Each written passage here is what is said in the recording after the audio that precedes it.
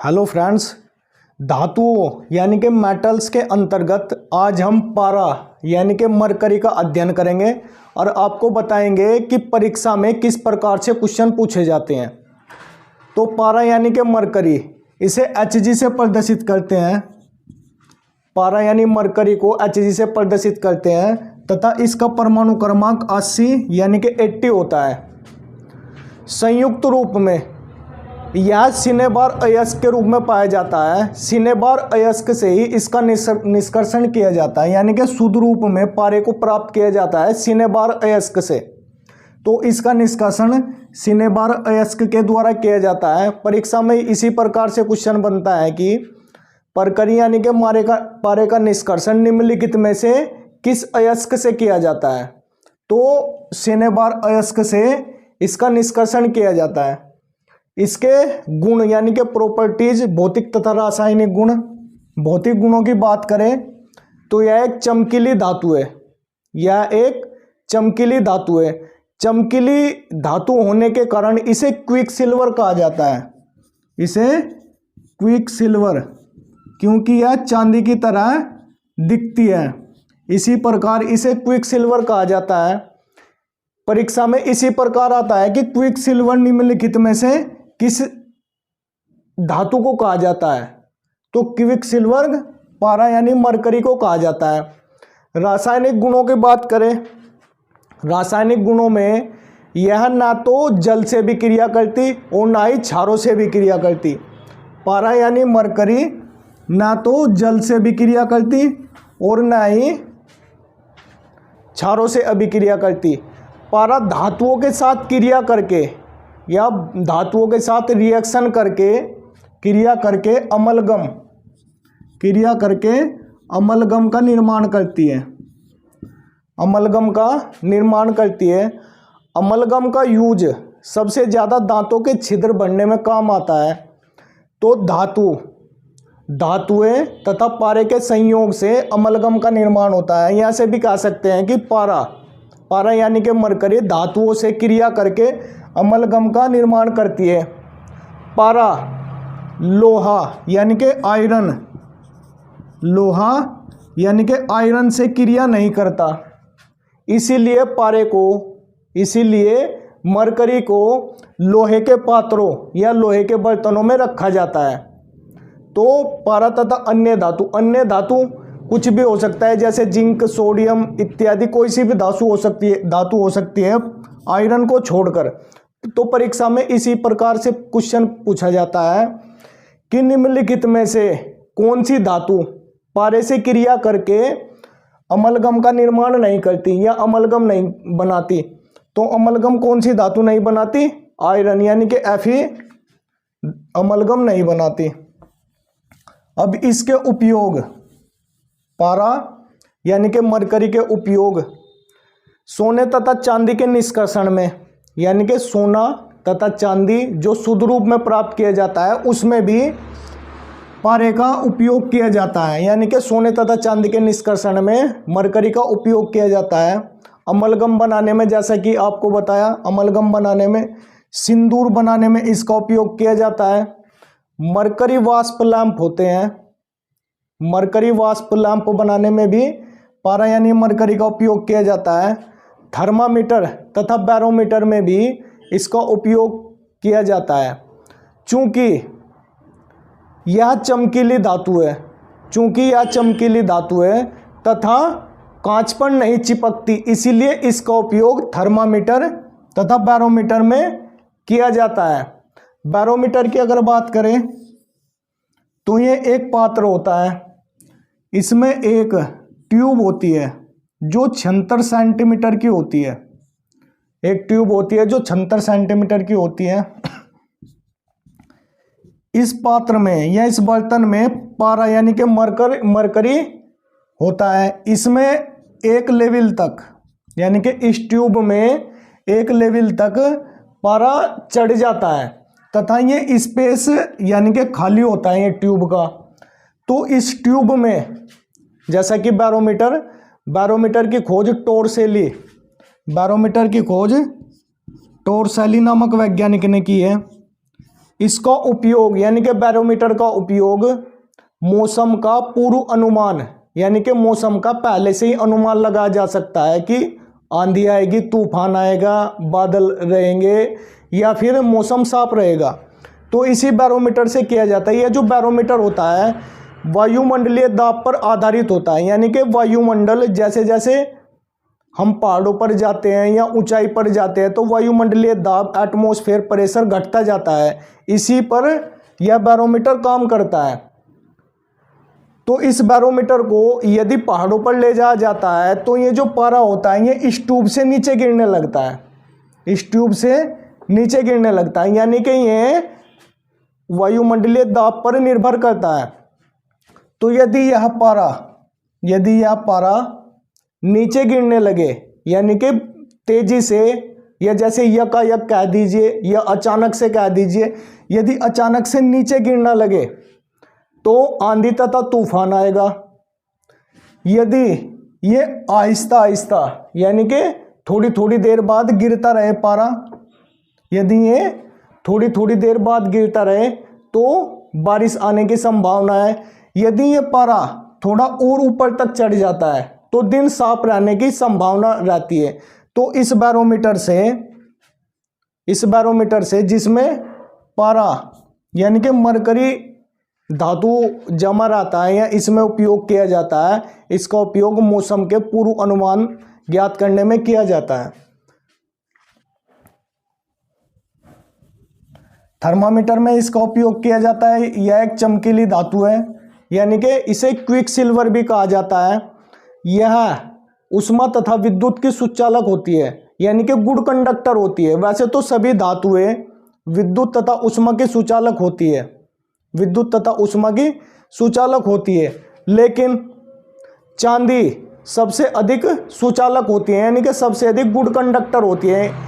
इसका मतलब यह हुआ कि इसमें बहुत ही तेजी से धारा यानी कि बिजली प्रवाहित की जा सकती है।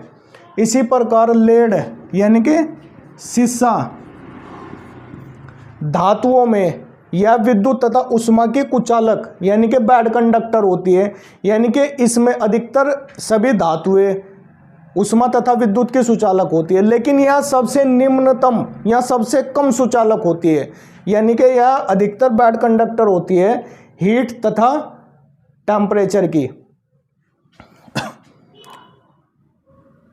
हीट तथा इलेक्ट्रिसिटी की। तो शीशा सबसे अधिक बैड कंडक्टर होता है, वहीं चांदी क्या होता है, चांदी यानी कि सिल्वर विद्युत का सुचालक यानी कि गुड कंडक्टर होता है। इसका आपेक्षिक घनत्व यानी कि रिलेटिव डेंसिटी 13.5 होता है। इसका मतलब यह हुआ कि यह एक भारी धातु होती है। अगर भारी धातु की बात करें तो ओस्मियम एक भारी धातु है, यह सबसे भारी धातु है क्योंकि इसका आपेक्षिक घनत्व रिलेटिव डेंसिटी 22.5 होने के कारण यह एक भारी धातु होती है। वहीं लिथियम एक हल्की धातु होती है, लिथियम एक हल्की धातु होती है, इसका रिलेटिव डेंसिटी 0.53 होता है। तो यह विद्युत तथा उष्मा की सुचालक होती है तथा इसका अपेक्षिक घनत्व 13.5 होता है। अब इसके यौगिक जानने से पहले जो यूपीएससी में पूछा गया सवाल है कि डेडनिंग ऑफ मरकरी किसे कहा जाता है, यानी कि पारे का मर्तीकरण यानी कि डेडनिंग ऑफ मरकरी किसे कहा जाता है। यदि पारे को चर्बी तथा चीनी के साथ हिला दिया जाता है तो यह चूर्ण में बदल जाता है। इसी घटना को पारे का मर्तीकरण यानी कि डेडनिंग ऑफ मरकरी कहा जाता है। यह यूपीएससी में पूछा गया सवाल है कि पारे का मर्तीकरण किसे कहा जाता है। चीनी के साथ हिलाने पर, पानी के साथ हिलाने पर, सोडियम के साथ हिलाने पर या अन्य धातु के साथ हिलाने पर, तो चीनी तथा चर्बी के साथ हिलाने पर इसे या चूर्ण में बदल जाता है। इस घटना को ही पारे का मर्तीकरण कहा जाता है। पारे यानी मरकरी के यौगिक यानी कि कंपाउंड्स ऑफ मरकरी। नंबर 1 है मर्क्यूरिक क्लोराइड। नंबर 1 है मर्क्यूरिक क्लोराइड। इसे कोरोसिव सब्लिमेट भी कहा जाता है। परीक्षा में इसी प्रकार पूछा जाता है कि कोरोसिव सब्लिमेट निम्नलिखित में से किसे कहा जाता है, तो कोरोसिव सब्लिमेट मर्क्यूरिक क्लोराइड को कहा जाता है। यह एक भयंकर विष यानी कि जहर होता है, पॉइजन होता है। इसका उपयोग कीटाणुनाशक बनाने में तथा सर्जिकल उपकरणों को साफ करने में किया जाता है। जिनसे सर्जरी की जाती है, वे इक्विपमेंट उनको साफ करने में मर्क्यूरिक क्लोराइड का उपयोग किया जाता है। नंबर अगला है मर्क्यूरस क्लोराइड। मर्क्यूरस क्लोराइड इसे कैलोमल भी कहा जाता है। इसका उपयोग औषधि बनाने में तथा इलेक्ट्रोड बनाने में किया जाता है। अधिकतर यही पूछते हैं कि कैलोमल निम्नलिखित में से किसे कहा जाता है, तो कैलोमल मर्क्यूरस क्लोराइड को कहा जाता है। इसका उपयोग औषधि बनाने में तथा इलेक्ट्रोड बनाने में किया जाता है। अगला है मर्क्यूरिक सल्फाइड। इसे वर्मिलियन के नाम से भी जाना जाता है। औषधियों में मकरध्वज, काफी बार एग्जाम में इसी प्रकार से पूछा जाता है कि मकरध्वज निम्नलिखित में से किसके बनाए जाते हैं, तो मकरध्वज मर्क्यूरिक सल्फाइड के बनाए जाते हैं या वर्मिलियन के बनाए जाते हैं। तो औषधियों में मकरध्वज बनाने में काम आता है। वाटर कलर यानी कि जल रंग बनाने में इसका उपयोग किया जाता है मर्क्यूरिक सल्फाइड का। अब अगर ट्यूबलाइट की बात करें, ट्यूबलाइट में मरकरी की वाष्प यानी कि वेपोराइजेशन ऑफ मरकरी या वेपर ऑफ मरकरी तथा आर्गन गैस भरी जाती है। तो पारे की वाष्प तथा आर्गन गैस भरी जाती है ट्यूबलाइट में। अमलगम आपको बता ही दिया। अब जानते हैं पारे से होने वाली बीमारी। यदि शरीर के अंदर मरकरी चला जाए तो कौन सी बीमारी हो जाती है, तो शरीर में यदि पारा चले जाए या मरकरी चले जाए तो एक भयंकर बीमारी होती है मिनी माता भी कह सकते हैं। इससे भयंकर बीमारी हो जाती है।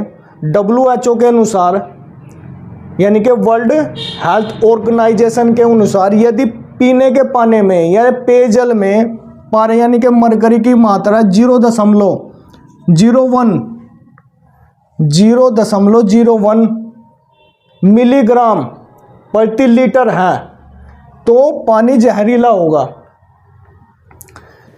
इसी प्रकार की घटना जापान में 1956 के दशक में घटित हुई थी, जहां पर कोमोमाटा राज्य है एक जापान का। वहाँ पर एक रसायन फैक्ट्री में रिसाव हो जाता है तथा पारे का रिसाव होने से वहाँ पर जापान में पारे का रिसाव होने से बहुत ही ज़्यादा संख्या में लोग बीमार हुए तथा उसका रिसाव वहाँ पर स्थित खाड़ी, जिसे अब मिनी माटा की खाड़ी कहा जाता है, उसमें रिसाव हो जाता है। तो रिसाव होने से पारे को मछलियाँ निगल जाती है। चूंकि मछलियों में कार्बन डाइऑक्सीजनेटेड ब्लड होता है, यानी कि उनका जो ब्लड होता है उसमें कार्बन डाइऑक्साइड प्रवाहित होती है, जबकि मनुष्य का जो ब्लड होता है उसमें ऑक्सीजन जनरेटेड होता है, यानी कि उसमें ऑक्सीजन प्रवाहित होती है।